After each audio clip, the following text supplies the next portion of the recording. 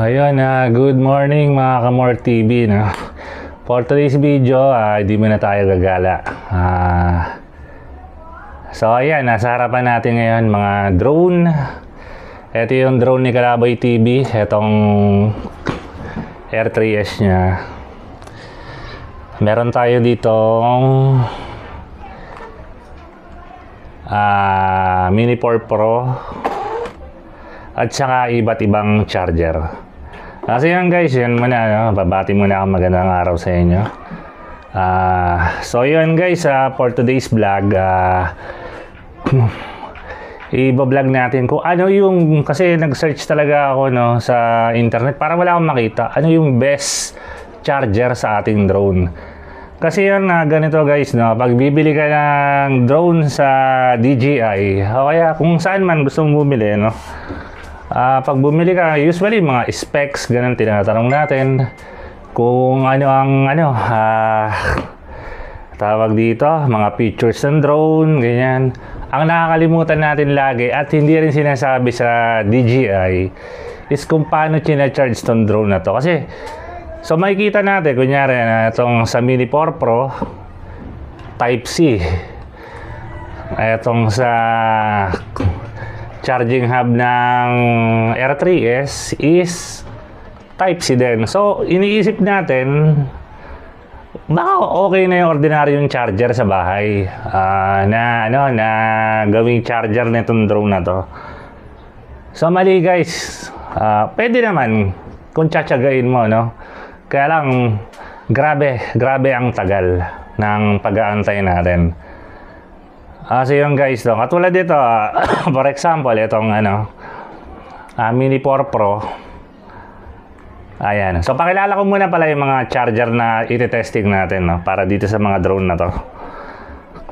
Meron tayo ditong charger ng cellphone Tecno 68 watts. Ito guys. 68 watts siya. So, kung isipin mo, parang okay na to, Kasi 68 watts naman to, At meron tayong charger ng tablet. 33 watts. Xiaomi, 33 watts. Ayan, Xiaomi. 33 watts siya. So, yan. Meron na tayong 68 watts ng Tecno at merong 33 watts ng pang tablet to, guys, pang tablet. Xiaomi Pad 6 yan. So, kung isipin mo, parang okay na to, di ba? So, meron tayo ditong Ugreen Gun Charger. Ito guys, itong nauna is silicone charger to, Ito, meron tayong 65 watts gun charger at saka Ugreen 100 watts charger. Okay. So yun guys, pinakalala ko na yung charger natin, apat. Dalawang silicone, isang 68 watts, saka 33 watts. At saka meron tayong dalawang Ugreen gun charger, isang 65 watts, saka 100 watts. Alright. Ganito ang gagawin natin. So ito guys pala, pakita ko yung ang dapat natin ma-achieve. Dalawa kasi ang charging ng etong charging hub. Isang slow charge saka yung fast charging. So yan, pakita ko sa inyo guys, ito yung slow charge. Ayan. At saka ito yung fast charging. Ayan. So ang dapat ma-achieve natin is fast charging. Testing na. So, dito na tayo. Testing na tayo sa mga charger na to. So, dapat ma-achieve natin yung ilaw is fast charging. So, yun guys, moment of truth na tayo. Gagamitin na natin itong tanggalin muna natin itong battery ng kasi yung puno yung dalawang battery. Tapos, ang ito yung hindi puno. Itong nilobat muna namin to. Moment of truth tayo, testing natin yung silicone charger over dun sa gun charger, Ugreen gun charger. So, disclaimer guys, hindi po sponsored tong video na to. So, nagbayad tayo dito, binili natin yung mga yan para para magamit kasi meron nga tayong drone. Saka ano, so yun. Moment of truth tayo. Subukan muna natin tong mga silicone charger. Ito muna tayo sa ano, 68 watts Tecnopova silicone charger.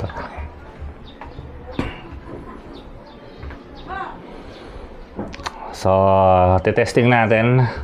I-display ko dito sa screen yung dapat nating ma-achieve na ano, na blink ng ano, nitong ayan, yung blink nito. I-display natin dyan sa harap habang sina-charge natin to. So, okay, saksak na natin tong ano, 68 watts na silicone charger. Check natin. Ayan, umilaw. Ito guys, lalapit ko ah. So, ito siya.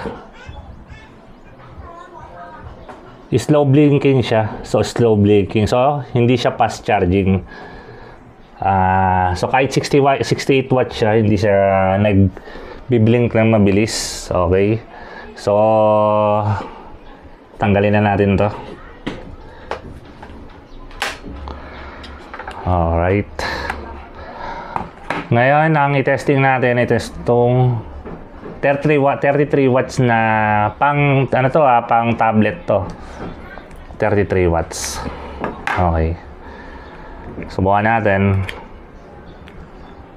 So ito pala. Subukan muna natin dito sa isa pala. So, sa Air 3S. Itong ano. Itong 68 watts. Ayan guys. Testing natin. Ayan. Tingnan natin kung ano, kung anong klaseng charge sa ma-achieve natin dito. Okay. Hindi pala masyado nakasaksak.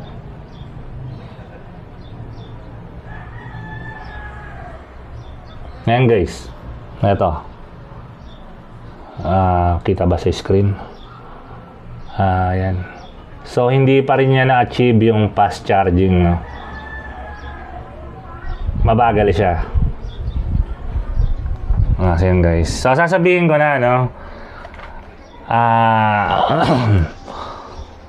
Etong, ano, etong 68 watts based on our experience. Etong 68 watts na silicone charger. Pag ito ang charge niya, lahat lobat yan. Pag charge niya yan, isaabot ng 16 to 18 hours bago mapuno yung tatlo. So, ano, diba? Time consuming masyado, lalo na kung may madali ang lakad ka. So, ito naman, sinubukan namin. Itong sa Air 3S. Bago mapuno ang isang battery, halos 24 hours gamit itong 68 watts na, ano, na charger ng Tecno. So, yan. So, hindi na natin siguro na itong, ano, no, 33 watts. Huwag na natin, ano, pero siguro, try na, nandito na. Okay. Kasi pang ano to pang tablet to, baka mas effective, di ba? Xiaomi Pad 6 charger yan. Tsaka gawang Xiaomi yan, baka okay, di ba? So, testing natin dito sa Mini 4 Pro. Ayan guys. Tingnan natin yung kurap niya, kung fast charging ba siya. Wala. Ito guys slow charging siya. Alright. So nalagay naman dyan sa screen yung ano yung kung ano yung dapat nating ma-achieve na bilis. So yun. So yung silicone dito sa Mini 4 Pro 33 watts to yung Xiaomi Pad 6. So dito sa Air 3S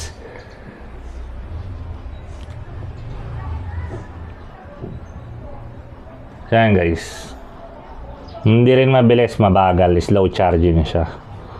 So yun, so kung bibili ka ng drone tapos di mo alam na may kailangan charger pala para sa drone mo is ayun, mamumulubi ka talaga sa tagal. Kasi yun guys, ano na tayo, lipat tayo dito sa gun charger. So yun, meron tayong dalawang ano dito, gun charger. U-green, parehas ang tatak. So itong 65 watts is binili ko para dito sa Mini 4 Pro. At itong 100 watts binili ni Kalaboy HTB para dito sa kanyang R3S. So ano ba pagkakaiba nito? No? Guys, ito 65 watts lang ha, compare dito sa 68 watts ng Tecno. Ayan. So 65 versus 68 watts. So tingnan natin kung gaano siya ka-fast charging. So hindi na natin kailangan pang mapuno, no? Hintayin mapuno. Makikita naman natin sa blink ng ano kung ano yung fast charging. So ano nga pala guys, no? Kailangan yung wire nyo is capable of 60 ilan to? 100 watts saka 65 watts, no? Kasi pag hindi baka mag-cause pa ng sunog yan. So yun, i-connect na natin dito sa 65 watts 65 watts gun charger. Tingnan natin ang pagkakaiba. So lalagay pa rin natin sa screen dyan yung dapat nating ma-achieve na charge speed. So yan guys, ayan na, this is moment of truth. Ayan guys, eto, napakabilis ng kurap niya. Ayan, napakabilis ng kurap niya, ang bilis. So ibig sabihin fast charging siya. So na-testing na namin to, nagamit ko na rin to. Kung dati inaabot sa dito sa Tecno na silicone charger, inaabot siya ng 16 to 18 charge para mapuno. Ngayon is 2 to 3 hours na lang, kaya niya lang mapuno tong tatlo, lobat na lobat. So ganun siya kabilis sa 65 watts na gun charger. So try natin tong ano guys, no? Dito sa R3S ni Kalaboy HTB. Ayan. Ito kasi power hungry talaga tong ano R3S na to, yung battery niya laki. So ayan guys. Tingnan natin kung ma-achieve niya yung fast charging. Ayan guys, nakikita niyo mabilis pa rin. Mabilis. Pero itong 65 watts hindi masyadong advisable di kahit fast charging siya. Pwede na rin, pero hindi masyadong advisable. Kailangan dyan is etong ano. Ito na ang kailangan dyan sa R3S. Kasi guys, kung mababasa nyo dito sa likod ng charging hub ng R3S,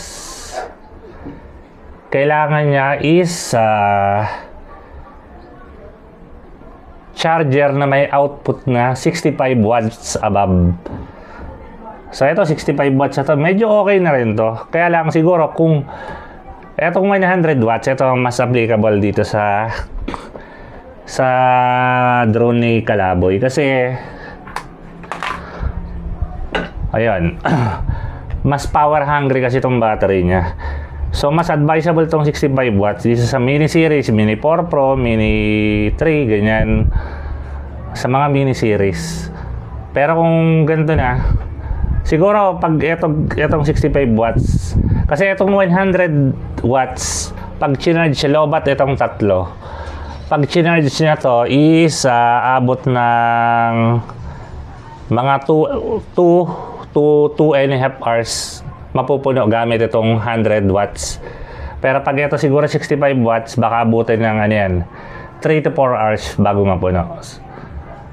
So pwede na din, di ba? Kaysa naman gumamit ka ng itong pusa ako, oh. Ay, wag kakit. Madaming masisira. Ay, naglalambing na naman itong pusa ako. So yun guys, ano, asa na ba tayo? Nawala ako dahil sa So yun guys, no.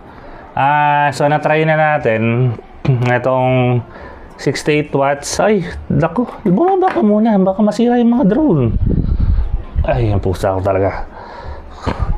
So yun, nagamit na natin itong 68 watts, itong 33 watts. Ito, subukan na natin itong guys. Itong 100 watts, pwede naman dito sa kaya lang baka ma-stress ang battery dahil sobrang bilis na masyado. So, nasa inyo kung gagamit kayo ng 100 watts para dito sa pero mas advisable 65 watts na lang. Pero dito talaga, kailangan ng 100 watts. Dito sa R3S. O kaya, mga Mavic, ganyan. So, kailangan so, guys, nalaman natin na, hindi lang sapat na, hindi lang na sapat na mataas ang wattage ng mo. Kailangan yung gun, iba kasi itong technology, itong gun charger, gallium nitride. At saka ang umiinit, yung mismong battery hindi umiinit. So, pagka gallium nitride na charger ang gamit mo, mas tatagal ang buhay ng ng battery mo kasi mas madaling mapuno at hindi nagiinit. Usually, nasisira yan, nade-degrade kasi sa init. Sa tagal mag-charge, nagiinit siya. So, ganun. Pag ito ginamit mo, hindi nagiinit itong itong mga battery. So, fast charging na, alaga pa yung battery mo. Ayun. So, yun lang guys, ang conclusion natin, ang the best na meron ba tinitinda yung DJI na charger rin lang masyadong sinasabi kasi sa shop yun mahal ang ang tawag dito, itong siguro ang charger ng DJI is nasa 2,000 to 3,000 yata, hindi ko lang sure pero mahal. Itong gun charger na 65 watts, nabili ko lang to ng gumamit kasi ako, nasa 900 plus ata to. So, naging 800 plus lang dahil sa voucher.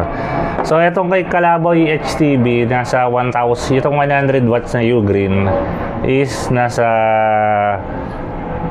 nasa 100, nasa 1,800, ganun, 1,700. Naglalaro sa ganun. Depende sa shop, meron nga 2,000 plus. So, kagandahan nito, hindi sponsor to ayan, natutupi siya. Ayan, natutupi. Ayan. Saka na siya, US standard na. Hindi mo na kailangan ng adapter, rekta na siya agad. So yun lang guys. Kasi nag-search talaga ako sa internet, wala akong makitang nag-a-advise ng anong dapat na charger. So kaya naisipan ko lang gumawa ng video na to. Ano yung pinaka the best? Siguro sa mga mini series, kaya ito ma-advise ko itong 65 watts. Mini 4 Pro, Mini DJI Flip, Mini 2 SE, mga ganun. So, ito. Pero pagdating sa malalaking drone na, itong 100 watts ang advisable. So yun guys, sana nakatulong tong video na to, Kung nakatulong, baka pwedeng pahingi ng isang like at saka kung bago ka lang sa channel ko, pa-subscribe na rin sa aking channel.